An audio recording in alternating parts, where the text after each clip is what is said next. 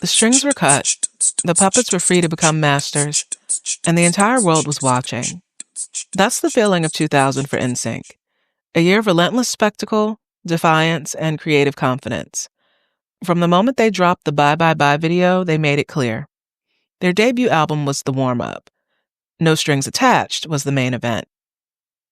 I'm your host, Nicole Raposo, and welcome to Unsynchronized, the podcast where we dive into how NSYNC got out of sync and eventually called it quits.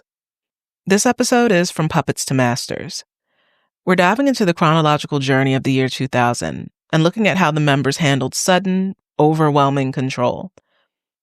We'll give a nod to prior legal wins, and then we'll pivot to the commercial dominance and the cultural ubiquity that solidified their status as masters of their own destiny. Over the next 35 minutes, we'll see how this momentum was built, how it was sustained, and how it was leveraged. Let's turn the calendar back to the dawn of the millennium. For NSYNC, 2000 started with a high note. Within the past couple of months, they had settled their high-stakes legal battle with the Bertelsmann Group and also Lou Pearlman.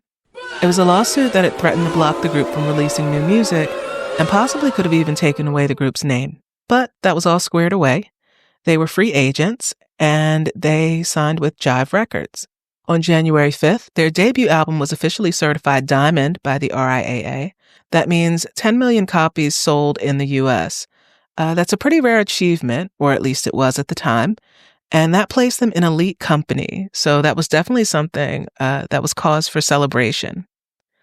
But the name of their upcoming album, well, that would be No Strings Attached, and the title was clever and symbolic. It represented NSYNC declaring independence and making it known that they weren't under corporate control anymore. The guys themselves confirmed this shift in an AOL chat on January 20th. According to the transcript I found, JC Chazé said, "Everything was very hands-on with us on this album, and we did everything ourselves. So it's a very personal album, and it's a very liberating album." Lance Bass echoed the same sentiment, stating, "It just feels like our first real album." At the time of the chat, NSYNC was still recording tracks for No Strings Attached, even as the lead single was already rolling out. They had filmed the Bye Bye Bye music video just a few days earlier and had only seen the rough cut of the video about an hour before going live with AOL. They were just doing things at lightning speed, in their own words, referencing how quickly the single art had been chosen and how quickly the single had been pressed and shipped. The pace didn't just reflect the group's creative momentum, it also reflected their level of control when it came to the production and the rollout. On January 17th, NSYNC dropped the lead single from their second album, which, as I already mentioned, was Bye Bye Bye. The sound was very sharp and defiant. It was a very high-energy song and a big breakaway from their debut album. The music video premiered on MTV's Total Request Live on January 26th, and it launched straight to number 1 on the countdown the next day. The video was pure spectacle. We had stunts. We had puppet strings. We had dance routines. Overall, it signaled that NSYNC was back with a bang. Right at the end of January, Lance Bass made a blink and you'll miss it cameo on Seventh Heaven. He was playing the character Rick Palmer, Lucy Camden's date in a double-date subplot with her older sister Mary and Mary's boyfriend. The episode aired on January 31st, and it's peak WB era corniness. If you've never seen it, or if you have seen it and just want to relive the cringe, you can find clips of it online. So from January into February, NSYNC was riding high, and all of this energy came right as they were preparing for their first ever Grammy nominations. Things were moving fast, and NSYNC was riding a wave that looked like it would lead to unstoppable success. The sheer momentum from that first single gave NSYNC really high visibility at the time, and that was only amplified by their appearances overseas. In early February, you could see the group on popular television shows in Europe like Viva Interactive, which was a German program. But later in the month, during Grammy Week, something quieter kind of made its way into the spotlight, and I think that was the industry's focus on solo careers. On the MTV Backstage at the Grammys television special, there was a pre-recorded segment featuring brief solo interviews with most members of the Backstreet Boys. And MTV News correspondent John Norris had asked each of them directly, which one of the group will be the first to do a solo record and why? Brian Luttrell, Kevin Richardson, and AJ McLean all said that AJ would be the most likely to go solo first, though AJ admitted that it wouldn't be any time before the group's next album. Nick Carter said, well, we'll have to talk about that. And then he kind of dodged the question. He was pretty evasive. He tried to get John to tell him what the other guys said instead of just answering the question. But the overall impression was that it was something that the group needed to discuss, and it was something that wouldn't happen anytime soon. That pre-recorded segment led to another segment where John Norris was talking to Joey Fatone and Lance Bass on a red carpet. He turned to the two of them and said, do any of you have any solo plans in the works? Joey was a little quicker to answer than Lance was. He started his reply by saying, I don't think so as far as the five of us. He did highlight JC's work writing and producing for other artists, and he mentioned that Lance was managing 2 country acts. But overall, Joey ended his comment by saying, we're branching off to do different things, but as far as having a solo career, maybe later on. Lance chimed in and mentioned JC's duet with the music group Black for the song Bring It All to Me. The interesting detail here is that the track is officially credited as Black featuring NSYNC, even though JC was the only member singing on the song. John responded by saying it was like a foot in the water, implying that maybe JC was testing out solo music by collaborating with that other group. At the time, the moment probably only registered as just another quick exchange that was part of an interview. But looking back, I think it's one of the earliest glimpses into the idea that solo projects were already on the industry's mind, even if the group hadn't spoken about it internally. We'll revisit this moment later in the podcast when I dive into how NSYNC and the Backstreet Boys each navigated solo projects in the early 2000s. But for right now, let's stay in the timeline. Late February was full-on Grammy season, and NSYNC attended Clive Davis's legendary pre-Grammy party, a major networking event in the music industry, and presented an award to Sting at the Grammy Awards ceremony that year.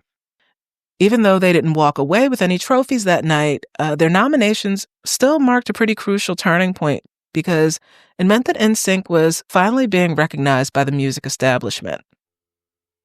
January and February laid the groundwork for what was coming. There was a lot of momentum, a lot of visibility, newfound validation, and all of these things were building towards a March release that would break records that no one saw coming. If January and February were about setting the stage, then March was about shattering expectations.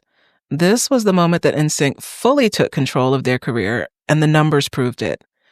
They had been teasing their sophomore album for months, and finally, on March 21st, 2000, No Strings Attached hit the shelves. The first week's sales were 2.4 million copies in the U.S. To put that into perspective, the previous record holder was the Backstreet Boys. With their Millennium album, they sold 1.13 million in the first week. And it really marked the peak of CD-era music sales, when fan dedication, media saturation, and retail demand all collided together in real time. And that new record set by NSYNC stood for another 15 years until Adele's 25 album surpassed it in 2015. In the first week, her album did a total number of 3.38 million units in the US. And according to Music Times, that figure was almost evenly split between physical and digital sales, with the total for vinyls and CDs numbering about 1.7 million. And here's a crucial detail that defines that era and why this record still holds a special place. Because NSYNC achieved that 2.4 million in physical sales with essentially one product, and that was one single CD variant. Let's contrast that with some of the biggest album debuts today. I know recently, in 2025, Taylor Swift broke the overall sales record, pushing the equivalent unit number to around 4 million in the first week. But to do that, her team used a strategy of extreme fan mobilization, and they also released the album with 34 different variants, including multiple CDs, different colored vinyls, and various content packages with exclusive things in them. When you strip away the streams and the digital downloads and look strictly at physical sales, NSYNC still holds the advantage over the new record holder by over 1 million copies. And they did it without pressing the album in a bunch of different physical formats. They did it without having 8 different covers, 7 different vinyls, 6 bonus tracks, and a partridge in a pear tree. No Strings Attached debuted at number 1 on the Billboard 200, and promotion was everywhere, from Good Morning America to Saturday Night Live. Also on March 21st, the Virgin Megastore in Manhattan drew a huge crowd, and unfortunately several fans were injured in the rush to grab 500 passes for an in-store signing event later that day. On March 25th, tickets for the first leg of the No Strings Attached tour went on sale via Ticketmaster and broke a single-day record. There were 850,000 tickets sold in one day. And while March was dominated by No Strings Attached, from the record-breaking sales to the chaotic Virgin Megastore signing, one solo project for a member of NSYNC did slip into the spotlight. The movie Model Behavior aired on ABC as part of its Wonderful World of Disney programming. Justin played the role of Jason Sharp, a male model who dated the film's protagonist. Like with Lance's Seventh Heaven episode, you can find clips of this online if you want to see it. But yeah, overall, for March, the focus was firmly on the group.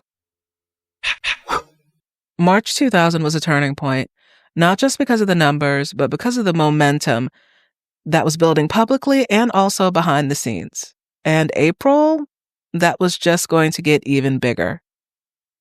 In its second week, No Strings Attached sold another 811,000 copies, bringing the total to 3.2 million. By week 5, it had sold over 4.8 million units and was still holding a pretty firm grip on the number 1 spot on Billboard. Also, the Bye Bye Bye music video was dominating TRL and pretty much held the number 1 spot for the entire month of April. On April 4th, NSYNC appeared on The Tonight Show with Jay Leno, kicking off another month of nonstop visibility.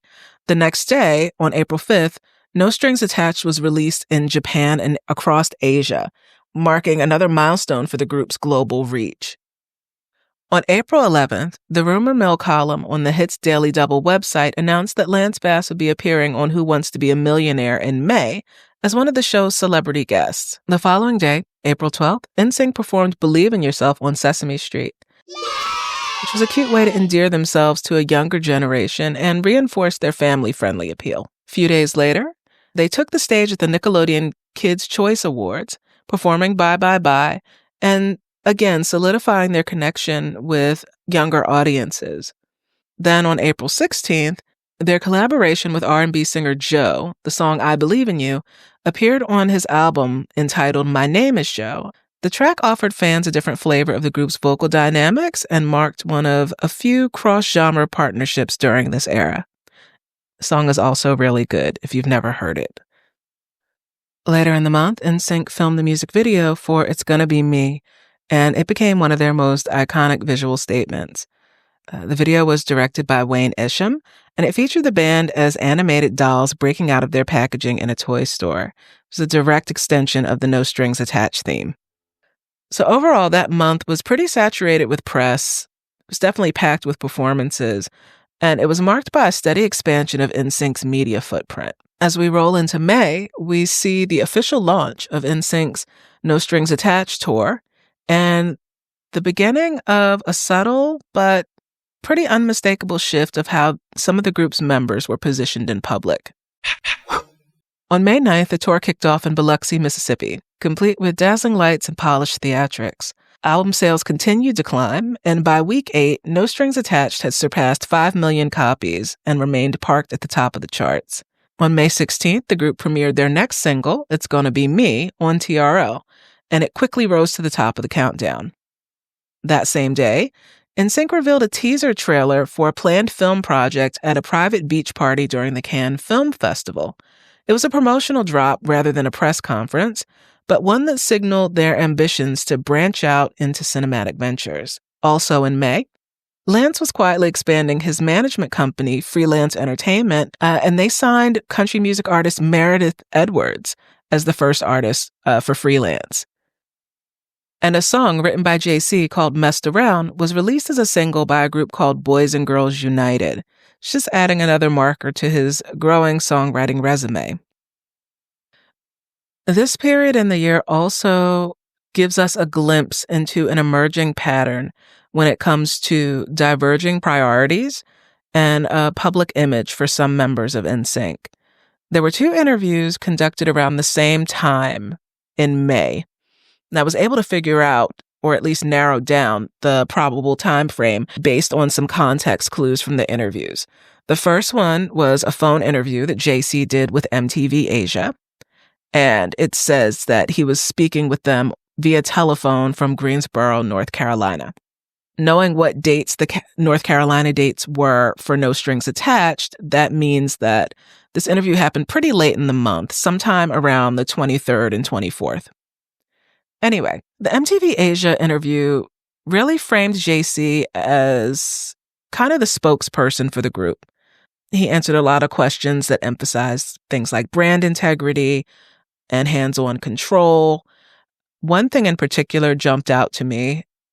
He responded to a question about lip balms. I don't know why lip balms were so hotly contested at the time, but MTV Asia quoted JC as saying, "We're actually shutting the lip balm thing down because it wasn't us who okayed it." So if nothing else, it showed that the group was very hands-on when it came to controlling their image and what kinds of things had their names and faces on them. The second interview, which was also conducted around the same time, was an interview that Justin did via telephone for a publication called Max Magazine. It was a teen-oriented magazine in Singapore, and unfortunately, there's not too much online about it at this point. But he also did his phone interview from North Carolina. And in contrast to the MTV Asia interview that had a lot of group-oriented questions, ones that would have, I guess, pulled out collective-oriented responses, this interview for Max Magazine was very solo-oriented. And almost all of the questions focused on Justin's individual celebrity. The topics they covered were acting ambitions, his personal status, and most notably, the speculation about a romantic relationship with Britney Spears. The tone was still promotional, and the responses were still personable, but yeah, this interview was distinctively solo-oriented. These interviews were conducted within days of each other. And I think they highlighted a bit of divergence in how some members of NSYNC were being framed by the media. You have JC being presented with these questions that are all focused on the group, and he's positioned as a brand steward. And then you have this other interview where the questions are solo focused, and NSYNC is part of an orbit around the person being interviewed, but not really asked about as if it's an integrated part. The contrast is interesting, to say the least. Moving on from May to June, the next month was full tilt and brand deals were rolling in. Even though JC had just told MTV Asia that they nixed the lip balms, looks like they did actually end up signing a deal for licensing NSYNC branded lip balms in June. And also, Lance continued auditions and development efforts for Freelance Entertainment. All of this happening while NSYNC continues to tour with their blockbuster album. As June turned into July, the NSYNC machine just kept performing and kept evolving. Their cultural footprint was starting to extend into television, merchandise, and charity, all while maintaining one of the most attended pop music tours of the decade. With the first half of 2000 behind them, NSYNC entered summer with zero signs of slowing down. Their No Strings Attached tour was still in full swing. It's Gonna Be Me was climbing the charts, and the fandom? It was loud, loyal, and growing by the minute. On July 20th, It's Gonna Be Me hit #1 on the Billboard Hot 100, making it NSYNC's first and unfortunately only U.S. chart-topping single. This was another milestone moment and another affirmation of their creative control.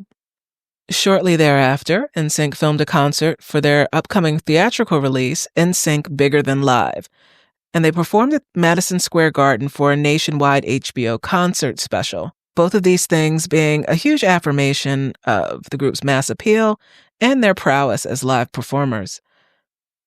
They also joined forces with Cisco, Joe, and Britney Spears at a press conference in Philadelphia announcing the McDonald's Summer Music event. It was a campaign to include exclusive CDs and ticket giveaways.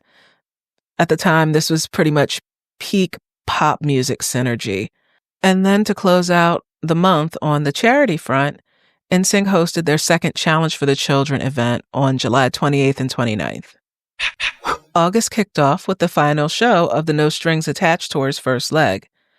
The band was set to take a 2-month hiatus before the next leg in the fall, and their publicly stated wish list showed that the guys were pretty much in dire need of a break.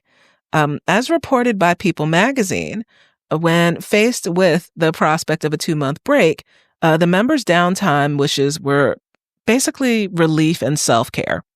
Chris suggested that he would play video games. Joey just said that he would go away.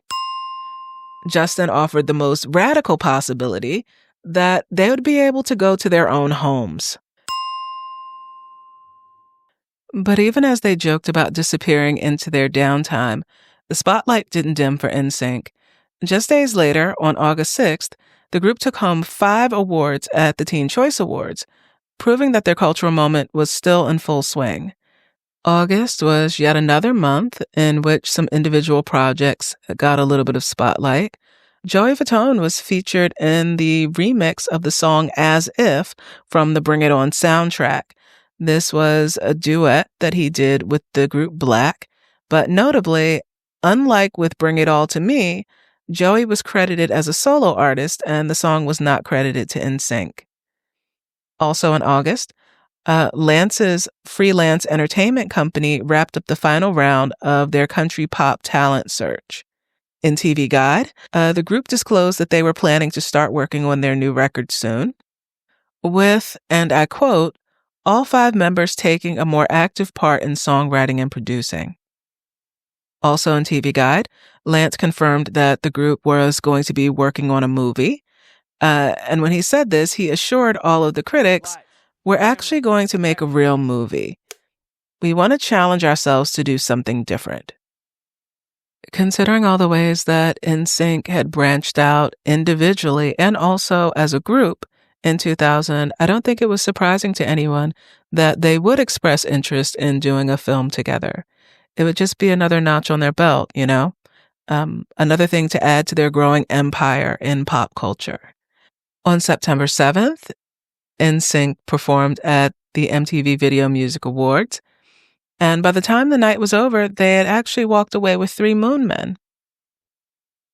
On September 13th, they completed their voice recordings for The Simpsons, and they appeared at the first annual Latin Grammy Awards, doing a rare bilingual crossover. It was a live performance of the Spanish version of This I Promise You, and they performed with the group Son by Four. As September started to wind down, another individual venture came out into the spotlight a bit. This time, it was Chris's fashion line, Fu Manskito. The line was actually founded in 1999, but in the year 2000, by the fall, Chris had secured some placement at Nordstrom, which is pretty neat because it showed that he was building a brand not just on stage, but off stage as well. But by October, the spotlight snapped back to the group. And as NSYNC rolled into the final stretch of 2000, they weren't winding down. The fall leg of the No Strings Attached tour started in October, and they added Lil Bow Wow as an opening act for their lineup. They also started weaving in some Christmas songs, which is a nice way to get into the holiday spirit early.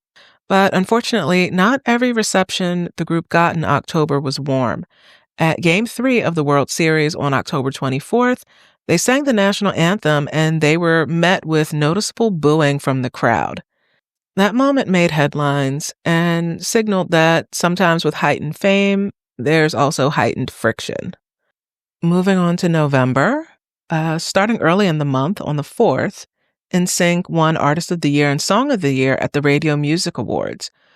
Notably, Justin and JC weren't photographed with the rest of the group. I tried looking into it, but I haven't found a clear reason as to why they don't seem to have been at the award ceremony. On November 7th, the song You Don't Have to Be Alone was released as part of the soundtrack for the film How the Grinch Stole Christmas. And also in television news, when the group appeared on the Rosie O'Donnell show, Justin casually confirmed his relationship with Britney Spears during the group's interview. This isn't something that's important to NSYNC as a group, but this fact is related to some things that come up in 2001 and 2002, which is why I'm mentioning it here. Another standout moment for Justin in November, this time it was in print, he did an interview with Cosmo Girl magazine. And amidst all of the mounting celebrity, it was interesting to see Justin publicly acknowledge some of the pressure and sometimes the feelings of isolation that can come with fame. One quote that jumped out at me from the interview was, "I hate to sound jaded, but Chris and the other guys are really the only people I can always depend on to be honest with me." This is something I want to put a pin on because the concepts of honesty and trust, or at least public statements that seem to support honesty and trust, will be something that we get into more as the show continues. So I'm going to set the precedent by highlighting this quote up front. Also in November, NSYNC unveiled NSYNC at MSN. It was a branded ISP subscription portal offering exclusive photos, exclusive sounds, and chats, and this was aimed at teens and kids. This was a multi-year deal with Microsoft's MSN, and it was designed to capture the loyalty of NSYNC's fan base and also to steal market share from AOL. NSYNC's business manager, Barry Klarberg, called it a perfect fit between the number one band and the number one computer company. And the co-branding optics were very flashy, but the deal was also kind of a strategic hedge. Even at the height of their fame, NSYNC's team understood that teen pop had a shelf life. The estimated $20 to $30 million arrangement wasn't just a tech experiment. It was more like a long-term defense. As one executive put it in a CNN article, the goal was to align the band with a deep-pocketed partner to weather, and I quote, an impending teen pop twilight. So this partnership really marked a turning point. NSYNC wasn't just a musical act. They were a worldwide brand, one that was clearly engineered to generate revenue beyond the charts, but also one that was seen as having a rapidly closing window. Rolling into December, right on the first of the month, just one day before the No Strings Attached tour officially wrapped, Lance Bass participated in a live web chat on MSN to promote the group's new ISP partnership. The chat covered a pretty wide range of fan questions, including favorite songs from the latest album, online habits of the group, childhood career dreams, which for Lance was being an astronaut or an actor. No surprises there. And also backstage routines. For the purposes of Unsynchronized, there are two quotes that really stand out. The first one was when Lance told the fans in the chat that he was going to be starring in a movie. He specifically said, "I'm going to be starring in a movie called On the Line." This is the earliest public mention of the film project that I've found. The next standout quote was Lance telling the chat participants what was expected to come for NSYNC in the next year when it came to new music. He said, "We're writing and recording in February, and it being the new album, will be out in May, and then we'll start our tour the last week of May." So both of these comments basically timestamp Lance's personal projects and also the group's public projects rolling into 2001. And while plans shifted later, these quotes did give fans a loose idea of what was next for them. On December 5th, NSYNC hosted the Billboard Music Awards and walked away with multiple honors, including Album of the Year. On December 7th, the album No Strings Attached was officially certified diamond by the RIAA, confirming 10 million copies sold in the United States. And in merchandising news, the oddly contentious lip balms were finally released on December 18th. And each member of NSYNC had their own flavor. Joey was green apple, Chris was strawberry, JC was watermelon, Lance was blue raspberry, and Justin was vanilla. I knew at the time that NSYNC had lip balms, but I'd never seen any of them. So in the middle of doing my research, I looked them up because I wanted to get a feel for the product. And they're surprisingly tiny, not even chapstick sized and not Bonnie Bell sized, like what I would have imagined. Just these itty bitty tubes that, to me, look basically more like collectibles than real cosmetics. And honestly, if any of my listeners had those lip balms, I want to hear from you. Because like I said, those things were tiny. Like, did you use one tube per lip? Because they don't seem like they were the right size to give good coverage. Like, how long did they last? What did they smell like? If you actually used them, hit me up and let me know, because I'm genuinely curious. Anyway, as December closed out, NSYNC was still publicly active. The group was confirmed to perform on ABC's New Year's Rockin' Eve special, hosted by the late Dick Clark. And all that did was reinforce the group's branding, continuing from one year right into the next. So that's our look back at the year 2000 through the lens of NSYNC. It was a huge year for them creatively, commercially, and culturally. But for the purposes of Unsynchronized, here are the 3 big takeaways that really shape how we see this moment in their timeline. Number 1, it looks like the industry was already eyeing solo careers. Even before the group made any moves, the media and the music industry seemed to be nudging things in that direction. We saw that from the MTV Red Carpet interview with John Norris, Joey Fatone, and Lance Bass. Reporters were already asking NSYNC about solo plans. And in this instance, it was right after doing the same thing with the Backstreet Boys. What it means, at least in my opinion, is that these kinds of questions create a bit of pressure, and it also plants the idea publicly, even though at the time, the guys in the group were still framing their side projects, like Lance's management company or JC's songwriting, as part of the group's whole thing, their whole ecosystem. It almost seems like some people in the industry were ready to split them up before they were. And number 2, side projects were part of the group culture. At least they were for NSYNC. Multiple members had something going on outside of the band, and that was normal. It wasn't a threat. It was just how they operated. And I think this context is critical because it normalized working on outside projects. Things such as Lance's management company, which I mentioned, things like JC writing songs and producing for other groups like Boys and Girls United, things like Chris's fashion line, or even with Justin and acting. These projects weren't necessarily signs that anyone in the group was trying to step away full-time. If anything, they seemed like ways for the members of NSYNC to explore different facets of their creativity while still being fully committed to NSYNC. These things were just woven into the group's rhythm, and nobody seemed to be penalized for having outside interests, or at least not yet. And the third thing is that they were starting to hedge bets, but they were hedging together. NSYNC's success wasn't being treated like a forever thing. It was a peak moment, and they knew it might not last. So that leads to things like the multi-million-dollar deal with MSN. It wasn't just about partnering with a tech giant. It was about locking in value before the wave of teen pop came crashing down, basically. And the mindset, at least among the executives that chimed in related to the deal, was that it was a hedge against an impending teen pop twilight. So even though the group was still unified at that point, the business side was already treating them like a limited time brand. So that's where we'll leave the year 2000 before getting into 2001, member by member. Next time, we zoom in on one member who leaned into the shifting currents with full visibility, and that's Joey Fatone. In 2001, Joey wasn't just recording and touring. He was acting in movies, he became a father for the first time, and it wasn't really a pivot away, it was a pivot within. Like a way of showing visibility could expand without disrupting what NSYNC had going on. We'll explore how Joey's year helped shape public expectations for what it meant to be a member of NSYNC, and also how his personal arc fits into the group's larger arc over the coming years.